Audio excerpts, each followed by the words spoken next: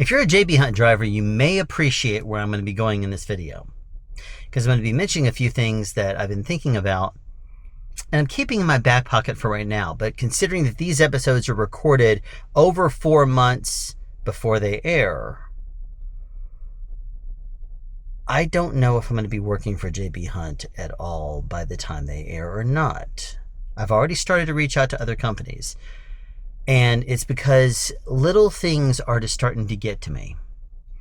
And little things that become bigger and bigger things, they just stew in you, and it becomes more and more annoying. And you may watch these videos and say, that's trucking, that's no big deal.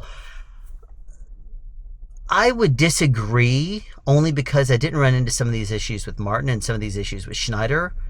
They seem to be JB Hunt specials.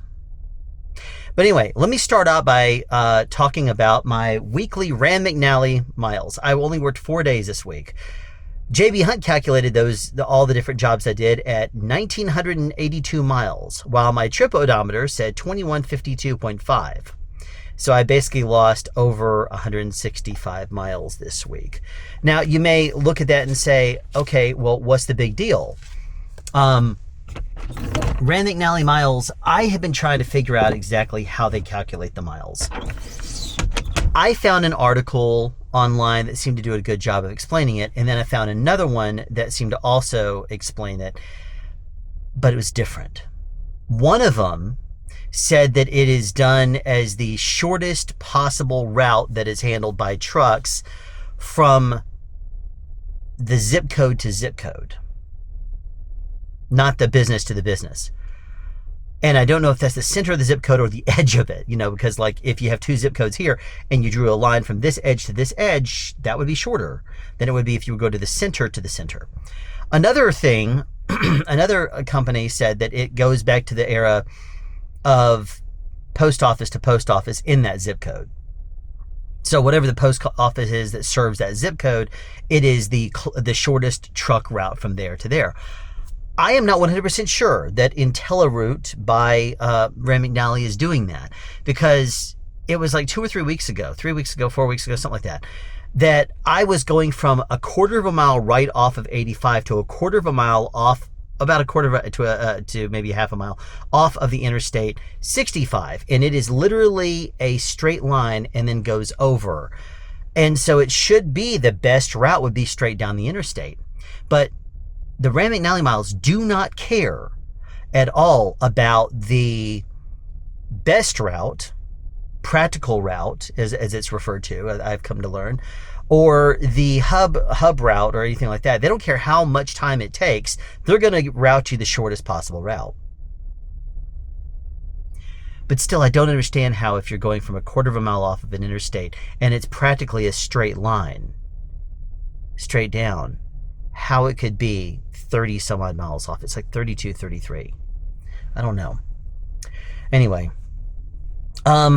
we got a message this last week that said they were complaining about bad TSA scores and talking about how drivers need to do a good job of pre-trip in the truck. I think I mentioned a week or two ago, I had stopped someplace, I think it was the First Tissue in Anderson, picked up a trailer that had a low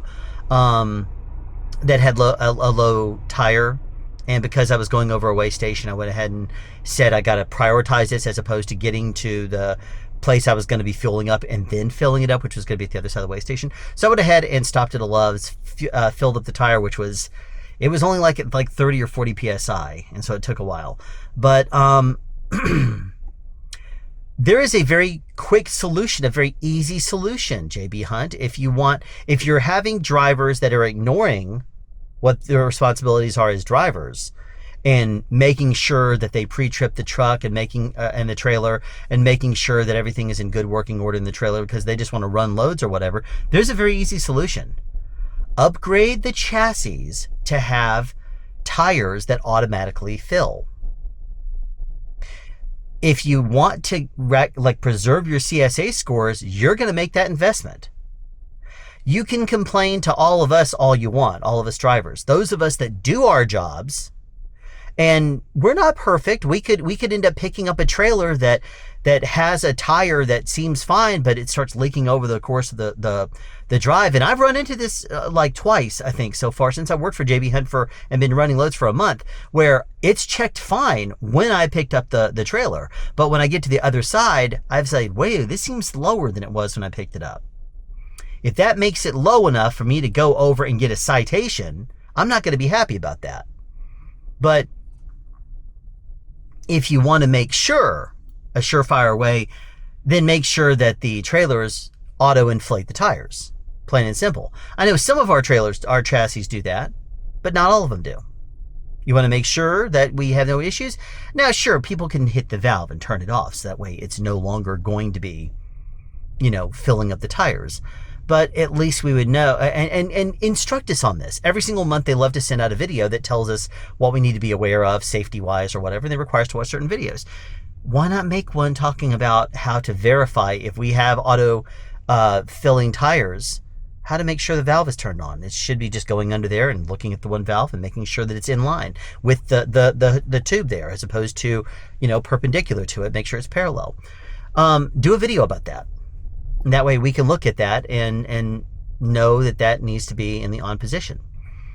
It'll drain a little bit out of the air tanks until it's filled up, but we idle the trucks anyway, so it shouldn't be that big of a deal. Another thing I've come to learn this week is that if I accurately report that I have 2 hours left on my clock when I get to wherever it happens to be, if I say like 2 hours and change, if I round down to the nearest 2 hours and say I have 2 hours, they're going to say, okay, we're not going to send you a load just yet. Find a safe haven. And I'm like, but I want to get a load now. I'm already here. Send me a load that's around here. Let me be the judge of that. And they're like, no, find a safe haven. We'll send you a load later. Don't worry about it. I'm like, So what I've come to realize is if I tell them that I have 3 hours, if I round up, oh, okay, here's your next load. So I may be able to look at it and say, oh, that's going to be right on my way. If they send me a load that is 100 and some odd miles, like this week, what you're going to hear me say is that I ended up getting a load when I had like 2 hours and change left. I drove it was at an Amazon. So I drove down 75 and I parked at a Love's that was directly, like, here's the interstate. The Love's is here. Amazon is here. They were literally on the other side. It was a 5-minute ride going, slow through the parking lot and crossing the street and then going slow up to their gate. 5 minutes is what it took me. And I was able to drive down there. That way I could pick it up the next day, first thing. And it was no big deal because the planners know what they're doing and they can send me out on a load that is going to be ready for me when I'm ready for it. And, because a lot of loads can be picked up at any time, either today, a day early, a day late, something like that. So it's not that big of a deal. But apparently, if you say you have 2 hours left, they don't want to bother you with that. They're just going to say, no, find a safe haven, which I don't like. I don't like that at all. So I have started telling them 3 hours is what I have left. And if they want to look at my clock and see that I have less, then they can. But anyway, so I worked 4 days this week. I started at 10 p.m. because I was not starting on Sunday at midnight. I started technically Sunday night at 10 p.m. because I was only working 4 days. I don't know if the reason I was originally told by my first manager that he didn't want me starting before midnight was because the pay week starts on Sunday and ends on Sunday, like at midnight. So I didn't know if he didn't want me starting my clock early because it was going to be pushing into the previous week and that might mess things up. So I've been starting right at midnight on Sunday, which should make him happy. But since I was starting after the week fully started, this is just me speculating. I went ahead and started at 10 p.m. Now, my current manager told me that I could start, whenever I wanted. If I want to start early, I can. But I went ahead and because I was starting on Monday, technically, I started at Sunday night at 10 p.m. And I went to Fairburn, picked up a Tifton Target DC load. And this annoyed me because I had to start off my day by picking up a chassis and then go into the TTR. And it ended up taking an hour or something like that there, over that, just a little bit over, like an hour and 6 minutes. So it wasn't enough for me even to get some rail delay pay because, you don't get paid for the first hour there. So it's like an hour and 6 minutes. If you round 6 minutes down, even though you're never supposed to round your hours down, I still did. because I assumed that my manager wasn't going to pay for 15 minutes, even though it's amounting to $5. They weren't. I'm assuming that it would be rejected, declined, and so I decided not even put it through, not even bother, putting it through there just to get annoyed by it. So anyway, got out of there and I got down to Tifton, and when I dropped it off, they said we don't have any empties. Now I've heard this a few times, including this week. And one of the things I've come to realize is that the people at the front gate, unless they have a computer and they're live looking it up, don't trust them. If they say they don't have any empties, they might. Now there's a couple of times last week I went to try to pick up empties and I pulled in places and they said, we don't have any empties. I said, can I go look? And they said, we don't have any. So no. And I was like, okay, fine. If they let you in, or if you're dropping off a load and you say, well, can I look while I'm there? That's a different issue. And always ask anyway, because they might end up letting you know. Because when I got to that Tifton Target, I went around there and found at least 2 trailers that had the backs open. As a matter of fact, when I pulled in there, I was looking at a JB Hunt trailer that was like straight in front of me. It was open in the back, and I'm like, well, if it's open in the back and I could see straight into it, it's empty. I'm gonna go grab that one, because I drove up there, verified everything looked right, and then I pulled up, hooked up to it, pulled it out, and then I was like, empty right here. And she's like, oh, good, you found one. I'm like, I did. And then when I was pulling out of there also, I saw another trailer that looked like it was in the same area as the first one. So it was probably empty also. I mean, it gave me a vibe like it was, because it was near a whole bunch of other trailers that were empty. And, their backs were open, and this was right amongst them. So, I mean, it could have been a loaded one amongst them, but I have a sneaking suspicion it was also empty. So anyway, next I was sent to West Rock in Dublin, Georgia, which is a well-oiled machine. I like going there. I mean, it's you go up there, if you pull in an empty, they give you a little blue ribbon that once you disconnect it, you just basically put you put it over the electrical, so that way from the front you can see that it's an empty, and that way you can pull it out there. And it was surprisingly light traffic for Monday when I got back to the Fairburn yard. And it was the Monday after Thanksgiving too, at 8 a.m. And it was like traffic. No, I was like no traffic. It was like going 65 miles an hour. So that was really cool. The CSX app was down when I got there. So there was this big long fiasco going on there. You had to get in line to N-Gate. And when you got up there, since the app was down, you had to jump out and stand in the line. And there was a long line to get to the person, because their system is slow for them too. And so they were like, okay, well, now you're ready. So the next person steps up, and then the next person. So I went in there, dropped off the load that was going back to them from West Rock, and then I picked up the other one that went, and then I had to get in the line to Outgate, but it was luckily a different person. But again, it was like an hour and 8 minutes. So I could again put through, if I wanted to, and say 8 minutes rounds up to 15. So I should get $5 for this, but I know that my manager isn't going to approve it. So I was like, okay, why even bother? Unless I would assume that JB Hunt's probably instructed them that if it's not over 10 minutes or 2/3 the way there, they're probably going to reject it. Otherwise, they could say, well, it's halfway, and we're not going to pay for like half. You got to pass, or it might even be that you have to pass over the 15-minute mark before they're going to pay for 15 minutes. I don't know. Anyway, so I got down to the pilot at exit 160, up 85, and because it was so light traffic, I mean, I was nervous because at this point, I had been at the TTR, and when I made my stops, it just chews through your day. When you're sitting there waiting at the rail line for the TTR at the beginning, then I had my 2 stops, and the Macon and then the Dublin, and then your pre-trip at the beginning of the day, and then waiting to get to talk to the people, you start to have your drive hours ticking off with your workday. So your 14-hour clock becomes your 11-hour, how much time you have left to drive. So by the time I got up there to exit 160, I'm looking at the clock, I'm seeing the traffic is completely clear. And I looked at it on the app before I even got there, and because it was a Monday, I was like, and it was around noon when I left. I'm looking at it saying, okay, if I need to stop, where are my options? Well, one option would be that if I could get part of the way up that direction, I could stop at exit 120, and right off of Hamilton Mill, there's a Walmart there that I used to deliver to when I worked with Martin, and there's trucks that parked there all the time, so I could stop there as long as I had just about an hour and 45 minutes, or I could continue up and go up farther. Now, there is also at exit 118, which is Gravel Springs, the one before that. You could try, if you want to, go to this one quick trip that you could pull around the back and park there. I have family that live near there, so I go there all the time, and I see trucks all the way through there, but it's a very narrow thing. Even driving through it with a car makes you nervous, so I don't really want to do that and go for it with a truck if I don't have to.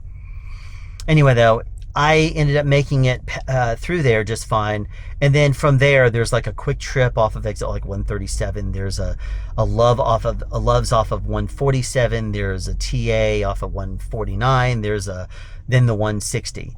And so I stopped at exit 160 at the Pilot, and I had like 8 minutes left on my clock. So I went ahead and called it there. I was watching it because I was looking at it take down. I'm like, how's traffic look? How's traffic look? And it was still clear, you know, on because I run 2 different GPSs, and one of them I leave wide so that way I can see the condition of the road by light. So I can glance at it and say, okay, well, it's still lit green. So anyway, it was fine. I continued on up to. I continued up the next day because I was going to Charlotte, North Carolina. I was going to drop off in Charlotte, North Carolina. I don't remember the place. But I stopped at this place in Charlotte, North Carolina, and then I think it was, I don't remember, it doesn't matter. But then I went down to the Charlotte rail line, because I took my empty to drop there. Then I had to pick up, I had to pick up an empty in Lawrence, Georgia, or Lawrence, South Carolina, at the Walmart that I've been to before, and then take that and drop that off at the Fairburn line. So that was a really weird thing to me. It was funny because originally I was sent a load going to First Tissue in Anderson, but the pickup time was 1300. I contacted the office and said, why would I be assigned this? Because I would get there very early. And they said, well, if it already has a trailer container number assigned to it, then it should be ready for you to pick up. I'm like, oh, okay, cool. So no problem. But that's when, and no sooner did I was like, oh, that's going to be great. I'll just pick up there because I know that it's a well-oiled machine. I've been there before. I'm going to grab it and then go straight down south.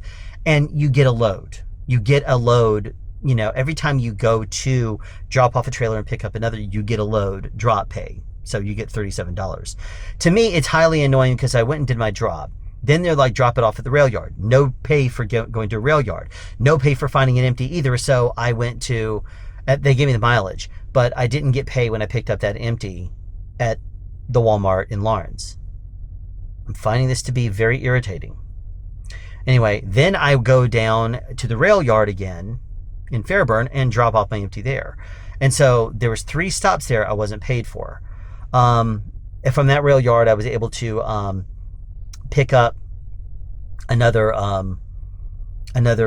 trailer, but you know, that was going out. But the one thing I was going to mention here is that when I picked up the load that was going up to the store, I think it was a Best Buy it was a Best Buy. It wasn't a High Value. The High Value was later.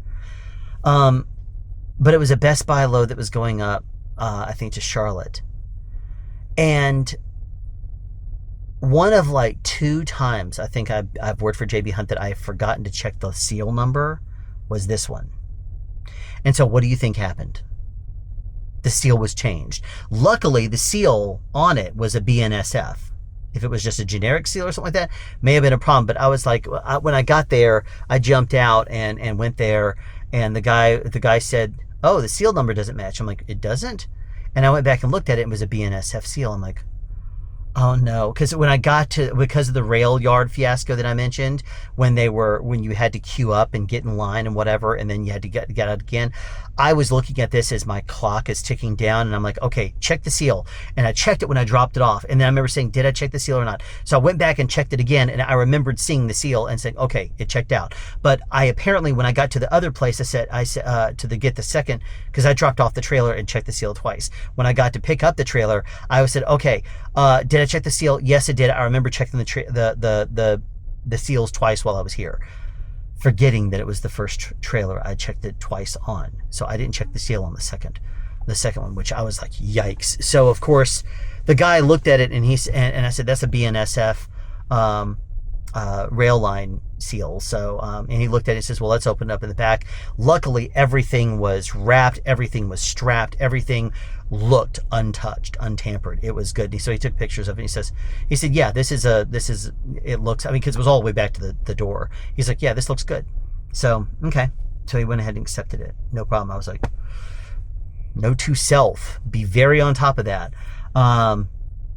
It's so weird though, because normally I'll second guess, like I did the first place. I'll second guess and say, did I check the seal? If I can't remember and absolutely I checked it, I will go back there and recheck it. This time I was like, did I check it? Yes, I did. Brain fart. Literally my brain. I don't know why. Anyway, so he accepted it. So anyway, he also told me, by the way, when I dropped that trailer off, there was no empties there, but I saw at least 3. They leave their empties open in the back. So as I went around the back, I looked, I'm like, well, that one's open, that one's open, that one's open. Well, let me just check it. The very first one I checked, it looked great it didn't look swept out, but it looked like it was practically swept out. There was a few little things in there, but it's not the kind of things you worry about. So I grabbed it and went up to the front. He said, oh, you found one? I'm like, yeah. And I told him, I said, you have at least 2 more. Because they had 3, I grabbed 1, so you have at least 2 more. He said, okay, good to know. Anyway, when I got to the Charlotte rail, I'm going to back up here for a second because I have some notes here. I had never been there before. So it was an interesting process because the app was not letting me get in there to drop off this container. And finally, I contacted the office and they said, yeah, it'll be like 20 minutes. So hang out. I went and manually typed it in on the computer there after about 5. And the computer pulled it even though the Express NS Plus app was not letting me do it. So on their computer, which takes a little bit extra time, it let me put the information in and it taught me through opening up the back so that way the cameras could verify because they don't have somebody out there.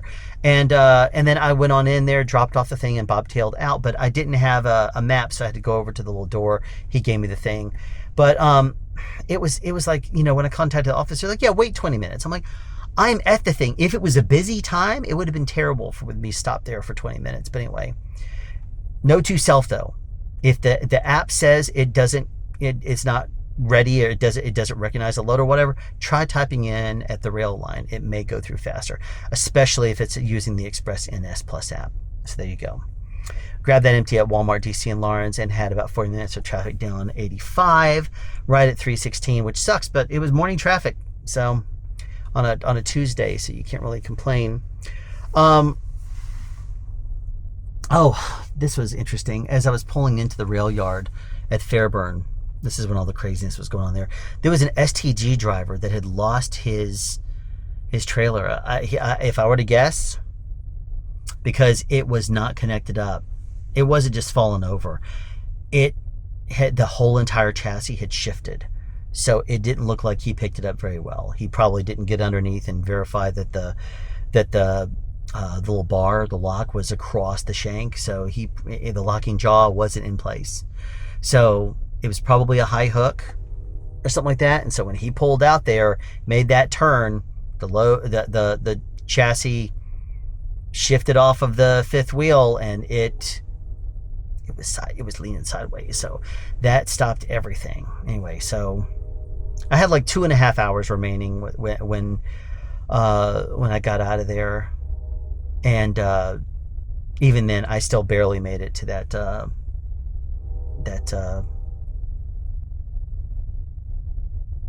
wait a minute, that was when I was going down south.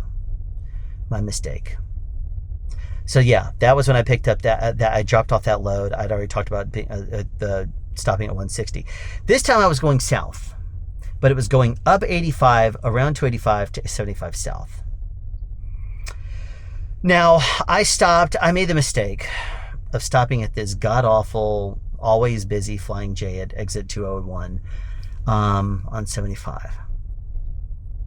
I think I stayed there to sleep at one point, but I stopped there to fuel up. And I was like, oh, this JB Hunt driver should be okay. So I pulled up behind a JB Hunt truck. The most inconsiderate driver ever. He pulled up there, and instead of starting his pumping, he went on in Now I was waiting there, and I'm not seeing him, and I don't see his pumper, the pump going into his truck or anything. And I'm looking at him like, what is it? What's going on? So I got out to see if he was okay. I was going to knock on the window to say, hey, what's going on here? And he wasn't there. And I'm sitting around looking around, and then I see this big, humongous dude walking out with a bag full of food. And I look at him, and he's not wearing the JB Hunt, intermodal jacket or anything like that, but he's a JB Hunt intermodal driver. I looked at him, he's like, and he just did this number. He walks up there, and their pumps are so slow. So then he starts trying to figure out how to make the pump work and do all that kind of stuff. Then he fills up. Then I was expecting him to do DEF also. He didn't. If I were to guess, this dude was taking his 30-minute break right there in the fuel island.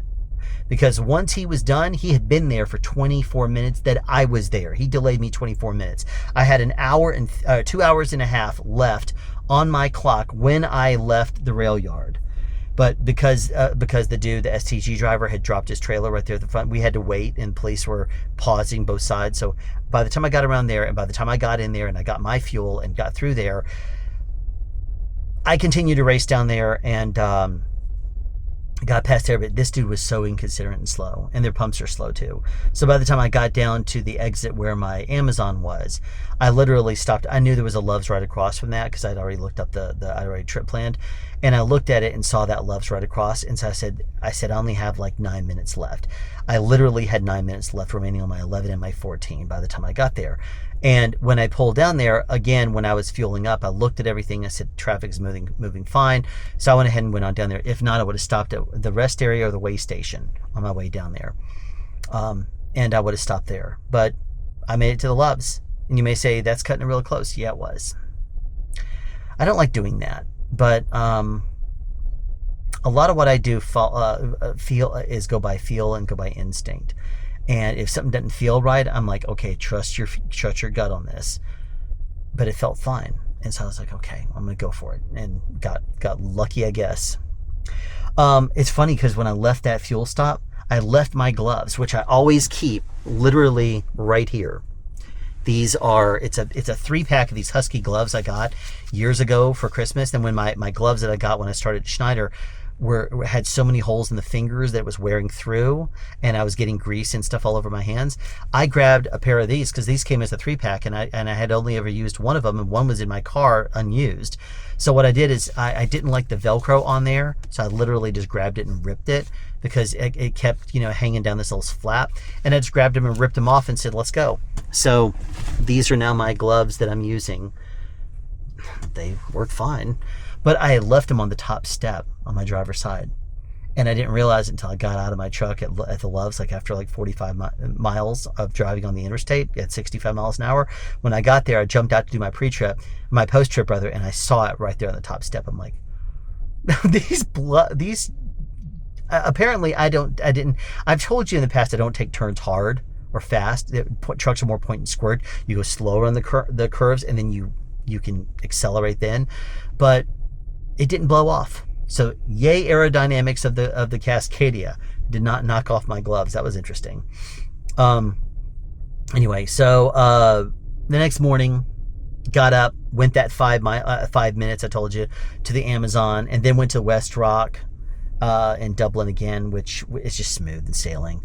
The Fairburn Rail had no appointment time. I shouldn't say that. It had an appointment time of 4 a.m., which I've never run into before. It said 4 a.m., and I was like, okay, whatever, I'll go in there.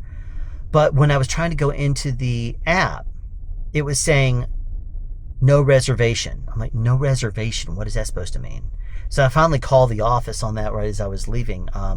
And I said, what does this no reservation thing mean? And they said, oh, that means that there's a time for you to go into the yard. You can't, they're not going to allow you in early. And I'm like, it says like 4 a.m. He says, all right, so you're due to arrive there just about 3. Go grab something to eat. And I'm like, first of all, I don't do that. If I eat anything other than what I plan to eat, then it can mess up my bathroom stops. It means that I'm drinking too much water. It means I'm eating too much. I'm going to have to stop and make a unscheduled bathroom stop. I don't do that. I just like to hit it hard and go. And then at the end of my day, I'll break go to the restroom, shower, do whatever I need to do, and I just have my routine. And so I'm not going to just stop because I have the availability. So I went ahead and went on over to the rail yard. I got there at 3:06 a.m. and I sat there. And when I sat there, they ended up letting me in early after all. I kept going through the app after every couple of minutes, and after a while it was like, oh yeah, come on in. So I went ahead and in-gated, and it was not 4 a.m. It was like barely after 3:30. So I had been there for like 30 minutes or something like that when it let me in-gate. And so I was like, okay, well, awesome. The problem is, I got in, dropped my container, and then it said, go pick up, because I was outgating, it said, go pick up an empty chassis. I'm like, oh, great. Whenever it tells you to pick up a chassis, you have to go and wait in the TTR. So it told me to get a chassis. That chassis wasn't there, so I ended up going to the TTR, grabbing a chassis, and then moving it into the thing. And remember, when you go in there and you say, it'll say, pick up this chassis number. Then it will say, report to TTR spot number. But if you go in to make a change because that chassis is not there, and you make a change to the chassis number, it just says, go pick up your container. It doesn't tell you the spot anymore. So if you're going to make a change, you got to make a note of what spot it wants you in. Otherwise, you're not going to know. So make that a note. I wrote down on my dry erase board, so that way I would know what it is. But anyway, I stopped there and was waiting for over an hour. It was, I was at the entire place for like 2.5 hours. And so you don't get paid for the first hour. I put through for an hour and a half with my manager. And guess what? As of this exact second, and I start again tonight, it has not been approved. My manager's not in today. So he didn't approve of that activity of me putting through for the rail delay. Not happy about that.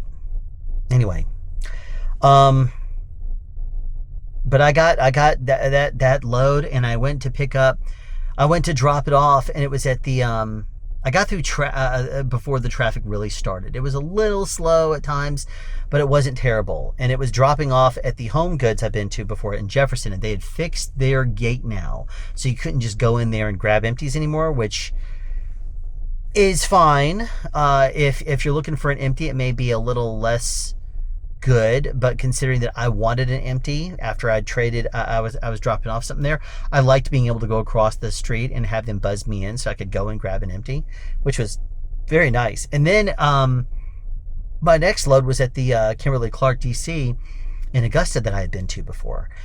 And because it is like Jefferson is here, okay, you can go into Atlanta down 85 and then go 285 around 220, go this way to Augusta.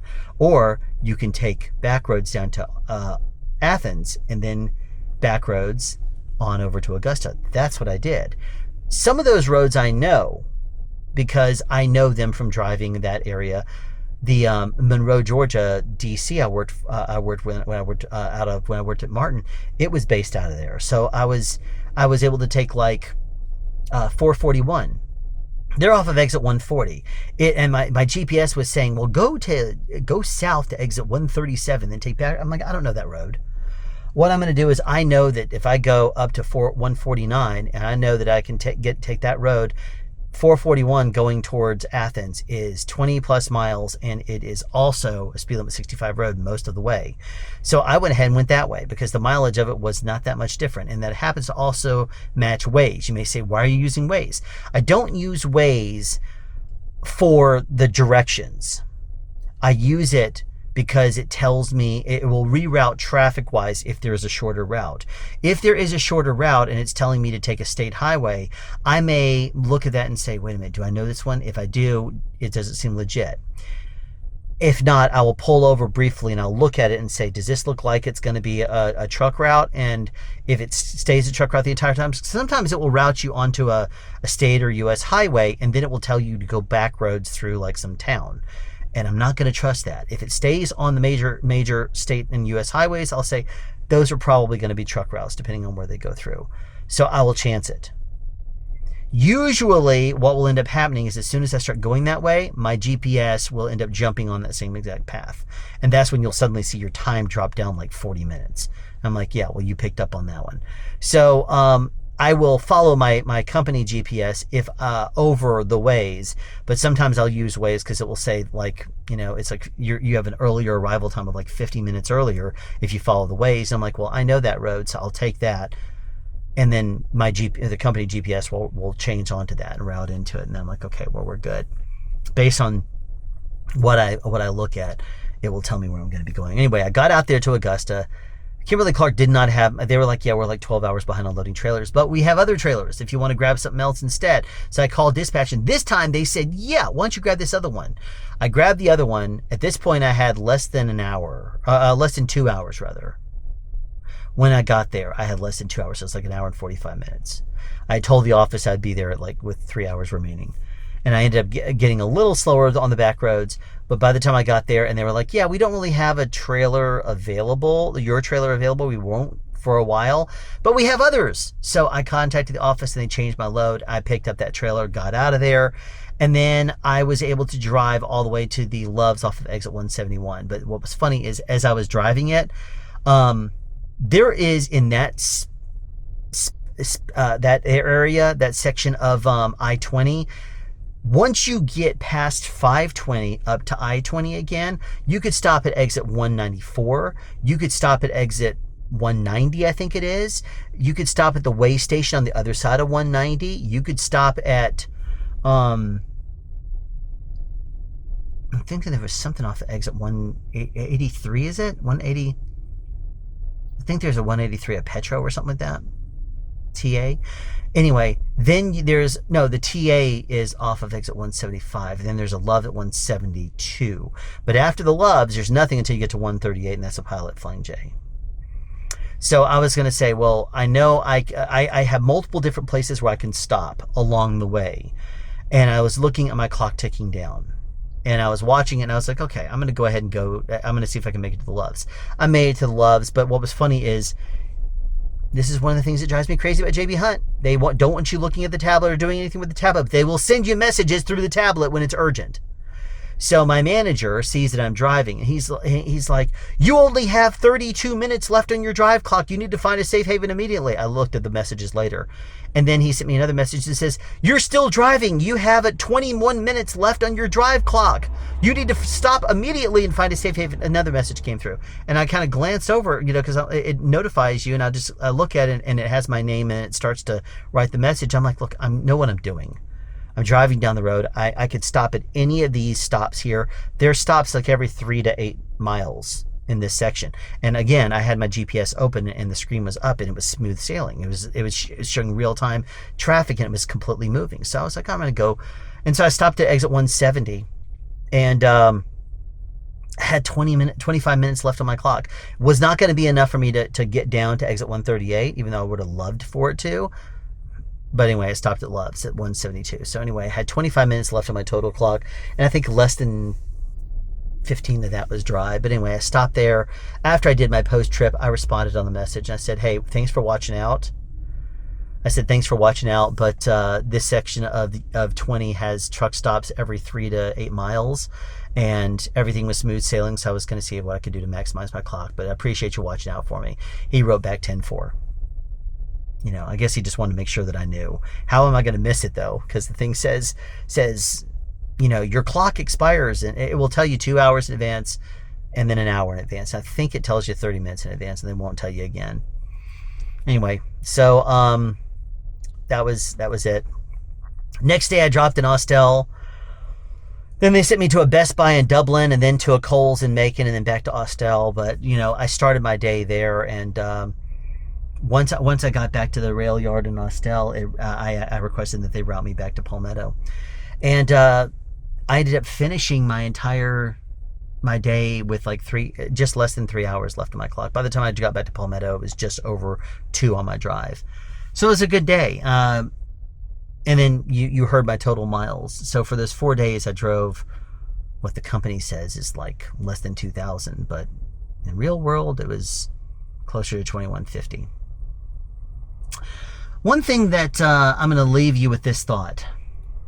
This is one of the things I said I'm going to hold on to and be aware of. I have a 60-day review coming up. it's notified me of my 60-day review. Since it's not a safety-related concern, I hope my manager doesn't try to pull me off the road and tell me to stop, route me in at like 2 a.m. and have me just sit there for 6 hours to come in for a meeting with him. If he does, I'm going to have a problem with it. If he does, the company should pay me for that. He'll probably just want to pay for the time that I'm actually there with him. He's going to say, well, you have an extra 6 hours of waiting or whatever. Do something else. Play a game, go to sleep, something like that, like he's told me in the past. But I don't do that. Once I sleep for 7 hours and I wake up, or whatever part of 7 hours I can get, once I sleep, I'm not going to be tired, and just like if I work 4 or 5 hours, I can't just say, oh, well, I'm going to go back to sleep. That's not me. I'm too energetic for that. So I will go back. I will sit here and I will look up company documents and whatever I can. But here's the thing I was going to mention. And I've had this issue with other companies that I've worked for in the past, not in trucking. If you were pulled in for a meeting with your manager and you were pulled in, this is work time. If you were not paid for that time that you were required to work by your manager, if they refuse to pay you, you can contact the National Labor Board and say they're refusing to pay me for a required meeting, a meeting I was required to come into work. Now, I had that meeting, that safety-related thing, a couple weeks ago. First one's free. They agreed to pay the previous time that I came in for the safety-related thing, that they said, oh, you weren't actually necessary for that one.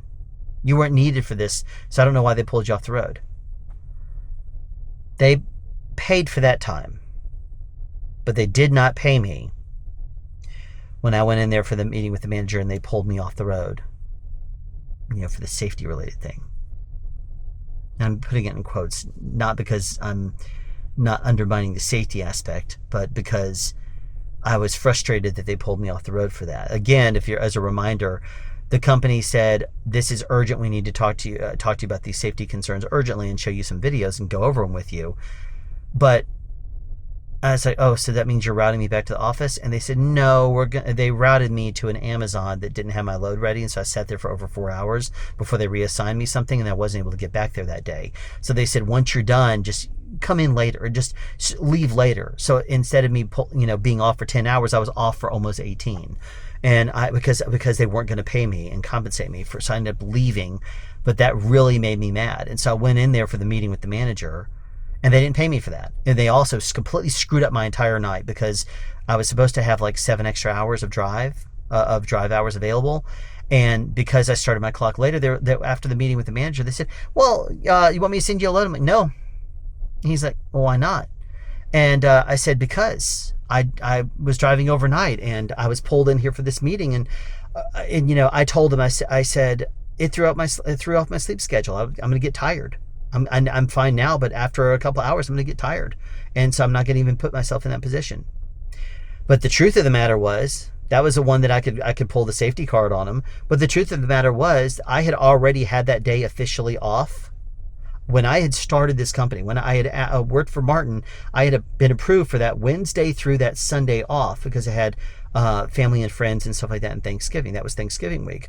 And when I started with JB Hunt, I said I need to have Wednesday through Sunday off. And then when they told me I could work overnight, I said, okay, I don't need to have Wednesday off anymore, so I changed my hours. When they changed my schedule and said, well, you're now working a day shift, come on in and talk to your manager. That changed me to a day driver.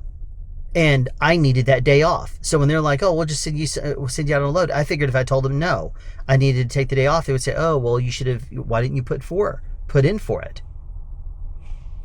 I didn't want to go there, so I pulled the safety card, because I didn't want to run the risk of them saying, no, you're going to work today. Because then I would say, no, I'm not. You were the one that changed my schedule, and I didn't want to get into a butting of heads or whatever. So I pulled the safety card, because If I'm allowed to work overnight and then you deny me last minute to work overnight and you change my schedule on me, which throws off my ability to take a day off that I originally didn't need to take off. I was going to be able to work, but they chose to say, well, we need to talk to you urgently regarding the safety matter after scheduling me another 500 and some odd miles of work because it was taking their trailers places. That, if it clearly wasn't an urgent safety matter that meant stop what you're doing right now, we need to do a Zoom call, which is something that the company should consider if something is that urgent, or at least if it's urgent and a safety related thing, pull me in the office immediately. Don't send me out for another 500 plus miles taking your trailers around. Route me straight into the office. Again, it's selective safety when it's JB Hunt saying this is what we require of you and you're a company driver. Fine. If they're going to be difficult though and disrupt my schedule and stuff, I'm gonna fire right back at them though and say, nope, I'm not going to go back out. I'm not going to go back out because I needed today off, and I'll pull the safety card if I need to, which is what I did. Anyway though, as I said before, I'm holding on to this whole, on the 60-day evaluation, if they pull me off the road and tell me to just come in because, oh, well, yeah, I'm like, can I talk to my manager and have the 60-day meeting at like 11 when I finish my schedule, route me in, let me just do it at the end of my day or something like that. If they tell me no and they route me back to the office and will not let me do any more loads until my manager comes in, at that point I will say, okay, well, I need to put in for these hours. If they refuse to pay it for any reason, I'll just say, okay, the last time you did this, you didn't want to pay me on it. Also, you're requiring me to come into the office for this meeting, right? Okay, then you're going to pay me for my time, or I'll submit it to the National Labor Board. I don't want to have to be difficult about this, but plain and simple, you cannot require people to work and then not pay them for it. Doesn't matter what industry is, there's laws against that. It's not just the FMCSA and the DOT that regulates us drivers with our HOS hours and our clocks. There are other laws in effect too. Anyway, again, there are a few things here. There's quite a few things I like about JB Hunt, but there's some things that just eat away at me. I'm going to see if those things that eat away at me settle. In the meantime, I have feelers out. And we'll see what happens. So that's that. Thanks for watching.